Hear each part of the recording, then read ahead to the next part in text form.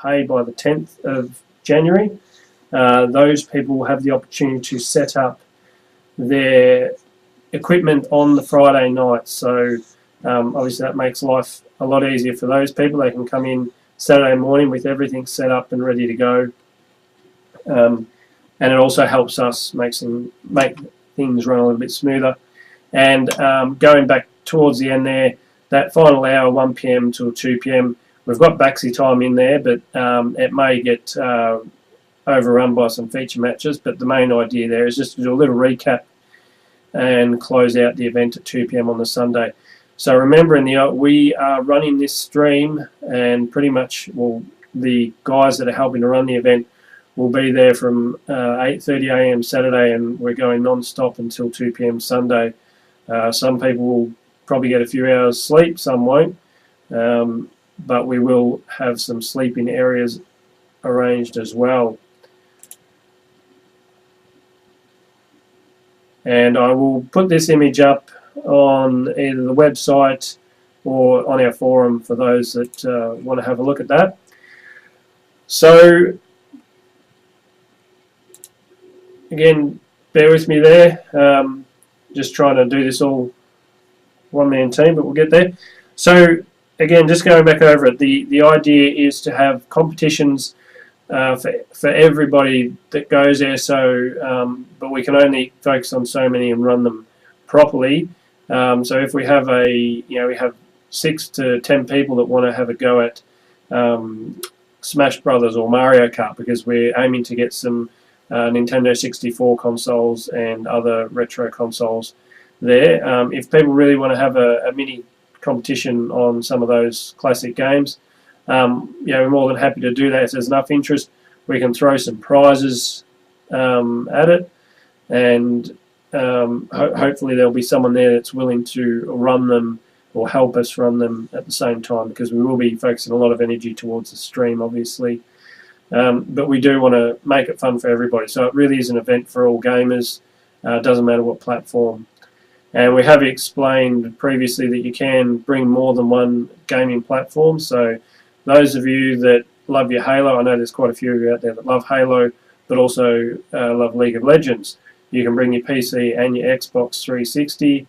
And if we've got lots of people on Halo, you can jump in, play some Halo, and then when that sort of dies out, you can jump into League of Legends or both. Remembering the endurance challenges are also there for everybody to enjoy some of their favourite games. So again, mentioning we do have we'll have a sleeping area which will sort of be at the back end of the hall. We're still yet to work out the layout exactly. We're going in Tuesday afternoon to organise and measure up how we can fit everything in, where we have our retro gaming section. This is also part of the endurance challenge area as well. We're hoping to get maybe 1 or 2 couches in there as well, again to promote a bit more casual gaming. And then we'll have our floor area where you'll have all the people that are predominantly going in the competitions, whether they're Pro-Am, Amateur, PC, and that. So there'll be plenty of options for everybody. So I'm just going through the general information again just to make sure I don't miss anything. Registrations, I'm actually going to do another video which will show how the registration process works for those that aren't familiar with it. I mean, all the information is there on the website. It might just take a little bit of time to work your way through it and find it. But again, anybody that's not sure, they can always post us a message on Facebook. We can provide links directly to them. So again, going back to the competitions, so some people have asked what the prizes are. I think everybody needs to keep in mind that this is all about the charity that we're aiming to raise money for. So any cash that's generated goes towards the charity, no matter what it is. We cover the expenses of the event, and then everything else above that goes straight to the charity. So we're not going to be offering any cash prizes. We've been relying on sponsors and other people to support us in being able to provide prizes for the competition. So it's, while that's not what it's all about, most people I talk to just go there because they want to have a really fun time gaming and they enjoy the competition. Don't expect the world when it comes to that. That's not our focus. But at the same time, We've obviously got some great support already.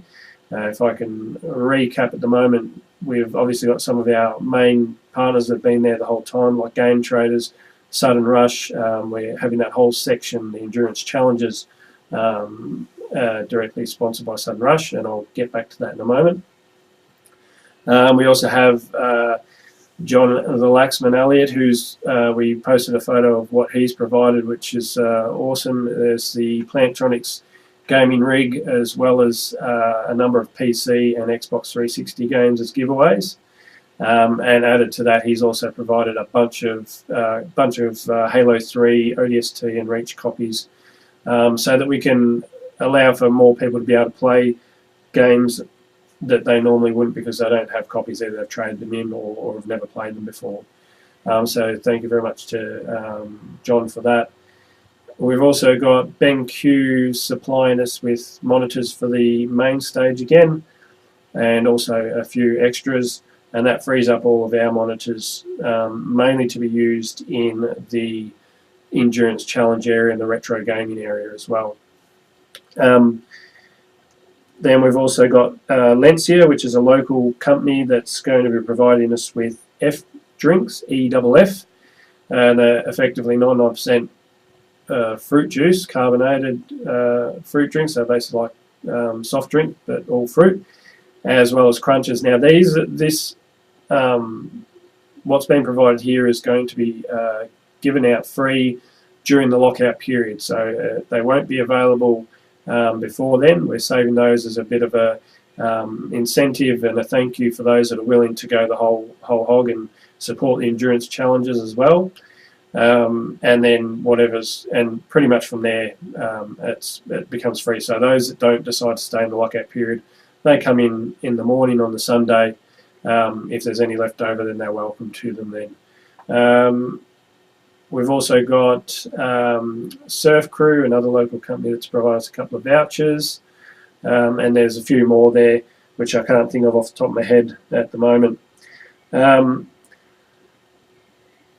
So going on to the endurance challenges, because this one's thrown up quite a lot of questions. I'm just going to check if there's any coming through on the stream chat at the moment. No questions just yet, so I'll go straight on to... Oh wait, we've got one here. How will the tables be set up this time? So it's going to be more like the third LAN that we did.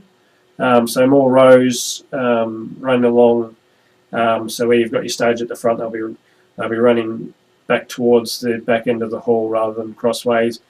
At this stage, again, we still need to double check the best way to fit everything in. At this stage, it's pointing towards that sort of layout so that we can also fit in the retro gaming area, which is going to take up a bit more room if we get some couches in, and also allows us a bit of room for people if they want to. They can bring a swag or mattress. We'll allow for probably at least 20 to 30 people to be able to sleep in a partitioned area. We're going to get there's some wall partitions up on the stage that we'll be able to bring down and sort of allow for a little bit of privacy, but don't expect too much there.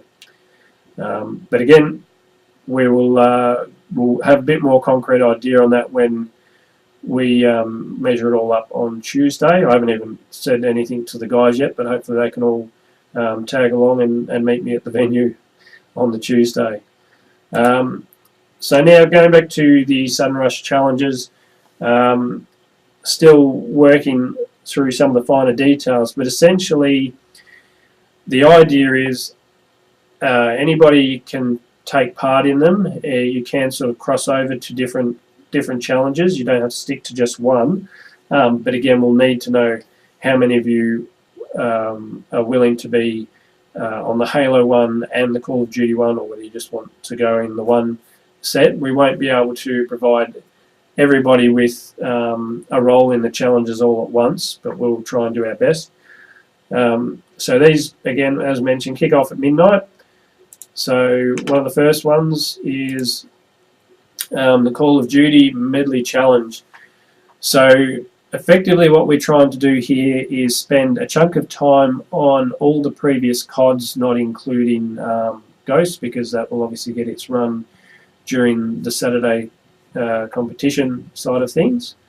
And as mentioned here, so free-for-all and team matches, sticks and stones and gun game matches with a bit of a twist. So effectively we'll play the games as you normally would, but there'll be objectives outside of the actual game. So for instance, with COD 4, it might be a search and destroy team match where you'll have 4 on each side.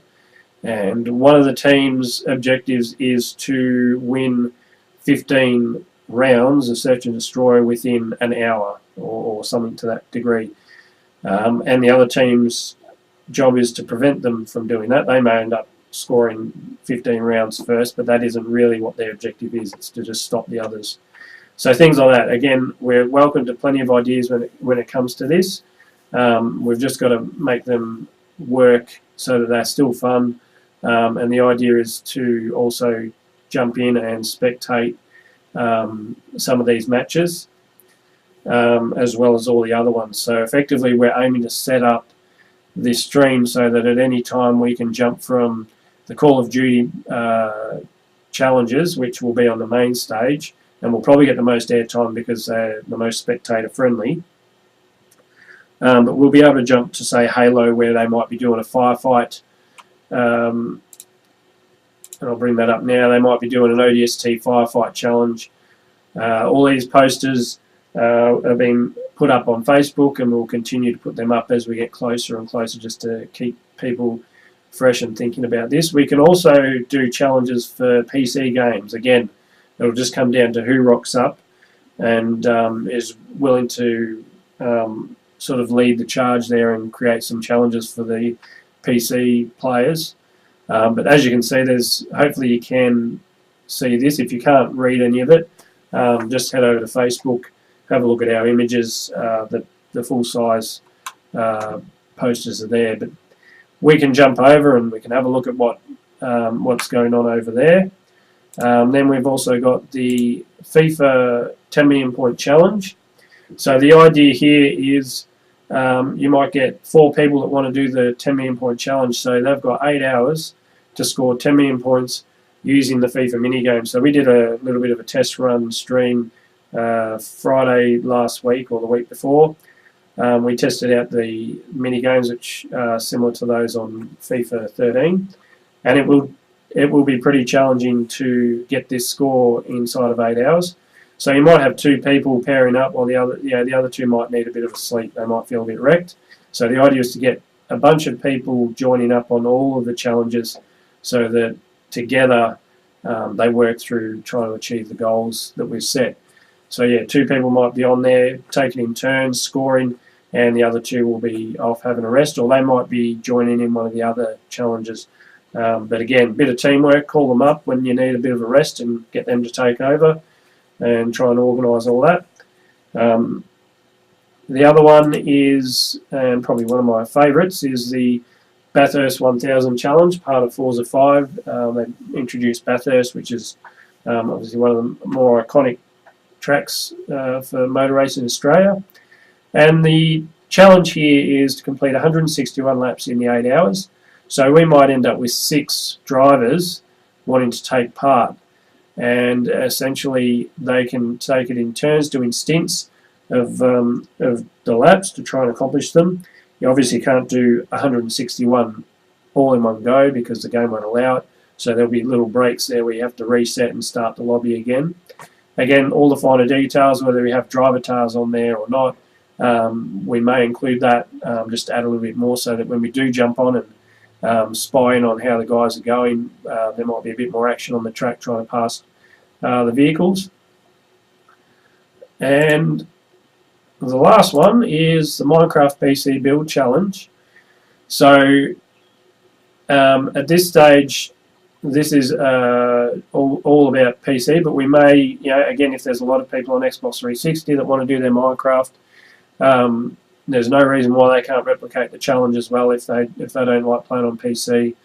But from all accounts, PC is the best one to play on. So there'll be more details about this one as we get a bit closer. Big thanks to Zombies Love Bacon and Adam.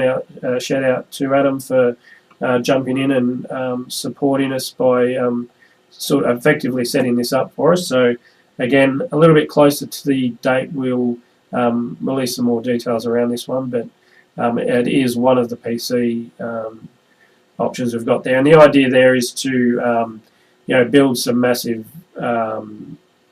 objects. One of them might be to recreate the Cystic Fibrosis Victoria logo. So basically get a few people in and building that. And I don't know whether we'll have 2, 3, 4 building objectives, but the idea is to complete them in the 8 hours.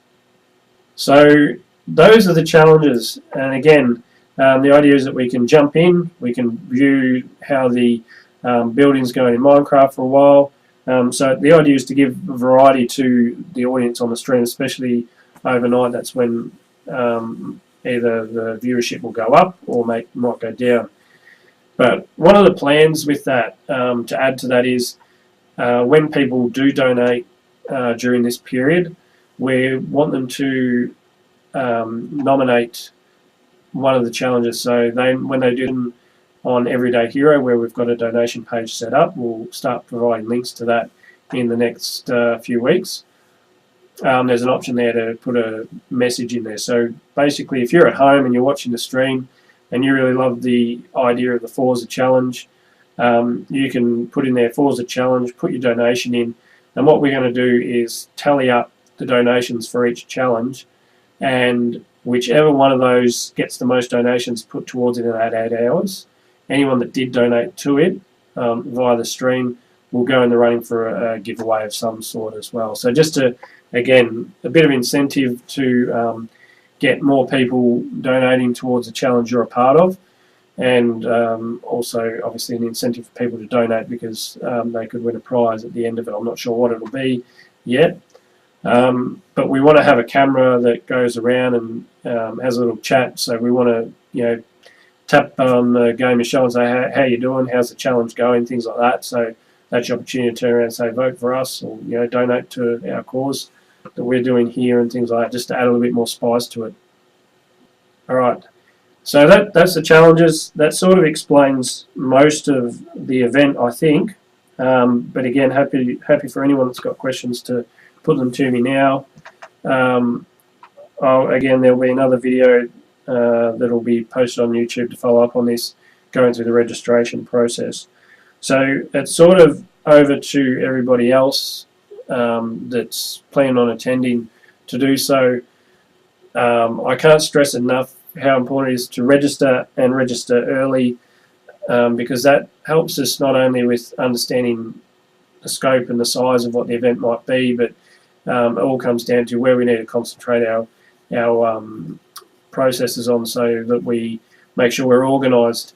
If we know we're going to have 10 to 12 Halo players that want to do a competition ahead of the event, that means we can prepare for that. We might not be able to help run it fully, but at least we'll know what to expect there, rather than have 8 people rock up and say, oh yeah, can we do a Halo thing, and then we've got to spend time trying to help set that up and get it going. But again, the more important thing, again, paying online or paying directly at the bank. I know we haven't got the best setup with the lack of PayPal options and things like that, but just have not had enough time to really focus on getting that set up via the website. So again, payment's still done the way it's been done since August last year, but people that get in early, again, like we said, we're doing the VIP thing. You don't get a discount on the tournament pass, but you do get some privileges. And it just helps us because when people pay, we can pretty much lock them in knowing that they're going to come. We've had quite a lot of people register and end up not coming. So I think in the end, probably anywhere in the vicinity of 30 to 50 people throughout our events have registered but never shown up. So it makes it a little bit difficult for us. Also with catering as well, how much to stock up the fridge with soft drinks, snacks and things like that. If we're only going to get 40 people through the door, we obviously won't go out and spend a lot of money on our soft drinks because they're not going to sell too quickly over that period. So again, can't stress enough, get in there, register. Even if you only want to come in to not compete, you can still pay the $20. and you're welcome to play on the retro gaming area. Those that want to just come in and spectate, they don't really care to play any of the games. We're just looking for a gold coin donation at the door as a sort of entry fee, and again, remembering all that goes towards the charity. And the other important thing too, with the money generated from the tournament passes, effectively, the more people that go through the door, the more money is raised for charity, because that all goes towards paying to run the event.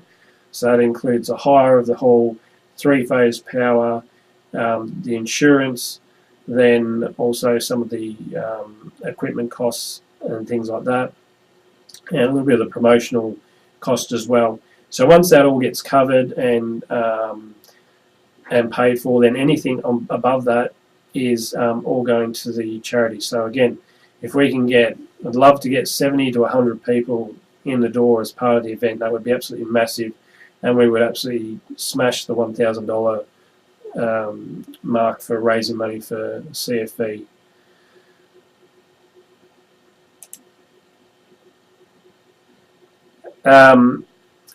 So just for those that need to know, with the lockout, we'll obviously allow those that smoke out to have a smoke.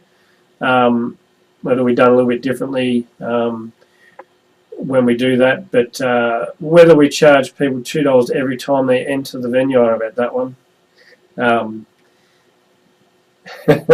No, so we won't be doing that. But there will be the ability to go outside, and even those that just need a bit of fresh air away from the smokers outside, that's also something we'll do. But effectively, those that leave and plan not to come back after 11 o'clock, we won't be allowed in. And anybody that hasn't rocked up before and wants to come in after 11 o'clock, we won't be allowing that.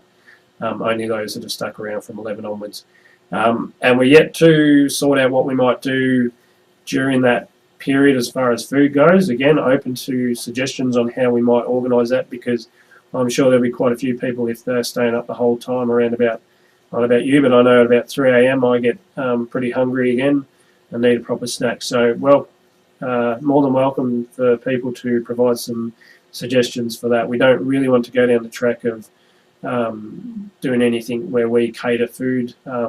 That can be a bit problematic. We'll supply snacks and things like that that's already packaged, but we don't want to have like a pie warmer there where we're serving pies, and that just becomes a bit of an issue in regards to safety of people and that around food poisoning, things like that. We don't want to be responsible for that.